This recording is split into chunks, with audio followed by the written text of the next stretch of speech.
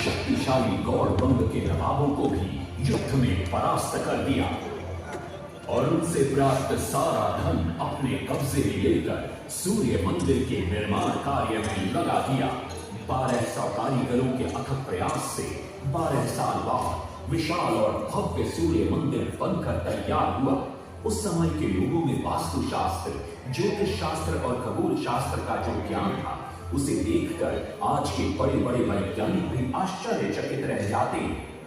कई प्रयासों के बाद भी मंदिर के गुंबद पर कलश स्थापित नहीं हो पा रहा था। क्रोधित नरसिंह देव ने आदेश दिया कि कल प्रातः काल तक यदि कलश स्थापित नहीं हुआ तो सबके सर धड़ से अलग कर दिए जाएंगे। सभी सफल हो जाता है। गुंबद पर कलश स्थापित होते नीचे गर्भगृह में चारों दिशाओं में लगे चुंबकों के आकर्षण से सूर्य महाप्रभु की मूर्ति शून्य में स्थापित हो जाती है। सब धर्मपद को कंधे पर बिठाकर खुशी से नृत्य करने लगते हैं। तभी कुछ कारीगर इसका विरोध करते हुए कहते हैं, अगर सुबह राजा को ये पता लग गया कि इस बच्चे ने कलश को स्थापित किया है तो किसी का बचना संभव नहीं है, इसलिए धर्मपद को मरना होगा। इस बात से शिवेरी सांतरा बड़े क्रोधित हो जाते हैं। भीषण वाद विवाद छिड़ जाता है। ये सब देखकर धर्मपद गहरी चिंता में पड़ जाता है और वो सोचता है कि यदि मेरे जीवित रहने से इन सब का सर काट दिया जाएगा तो इससे अच्छा है कि मैं आत्म बलिदान कर दूं ताकि सबके प्राण बच जाएं। और उसी पल धर्मपद नवनिर्मित सूर्य मंदिर के शिखर पर चढ़ जाता है।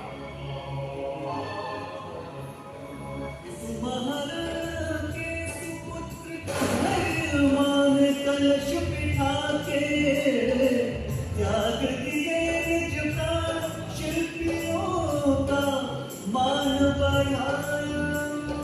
वास्तु शास्त्र के अनुसार बना सूर्य मंदिर।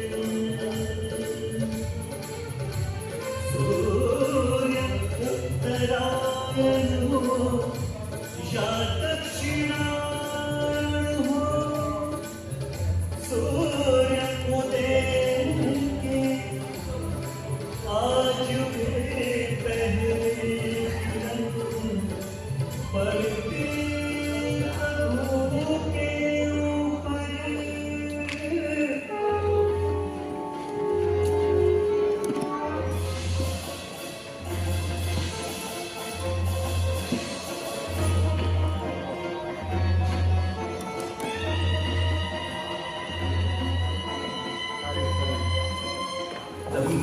नरसिंह देव भी आ पहुंचते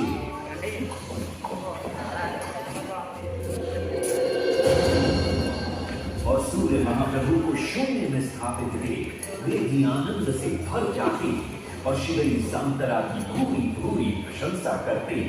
वो ये भी घोषणा करते कि माघ शुक्ल पक्ष की सप्तमी को मंदिर की प्राण प्रतिष्ठा की जाए। लेकिन शिवेरी सांतरा कहते, राजन तिथि तो अच्छी है लेकिन मंदिर की प्राण प्रतिष्ठा के लिए ये शुभ नहीं है। किंतु राजा अपनी बात पर अड़ जाते। शिवेरी सांतरा को दुख होता है और कोई वाद विवाद किए बिना वो हमेशा के लिए वहां से चले जाते।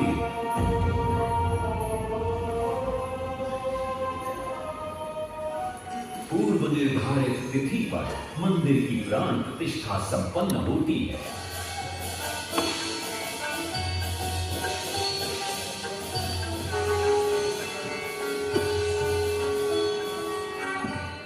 लेकिन कुछ दिनों बाद अमंगल होना शुरू हो जाता है। सबसे पहले विराट सिंह की मूर्ति नीचे आ गिरती है। तत्पश्चात मंदिर की शिलाओं का गिरना भी शुरू हो जाता है। नरसिंह देव को अब समझ में आता है कि शिवेरी सांतरा का कहना सही था, लेकिन देर हो चुकी थी। बहुत साल बाद मंदिर के आसपास जंगल उगाए और ये मंदिर घने जंगलों के बीच छुप गया। जब अंग्रेजों ने जंगल के बीच इस मंदिर को देखा तो उन्होंने इसका पुनरुद्धार किया। आज आप उसी विशाल मंदिर के भग्नावशेष देख रहे हैं। ये है इस प्रसिद्ध मंदिर की कथा। अब इस कथा में कितनी सत्यता है और कितनी कल्पना है, ये तो किसी को नहीं मालूम, लेकिन ओडिशा की जन श्रुतियों में यही कथा विद्यमान है। कुंडलिनी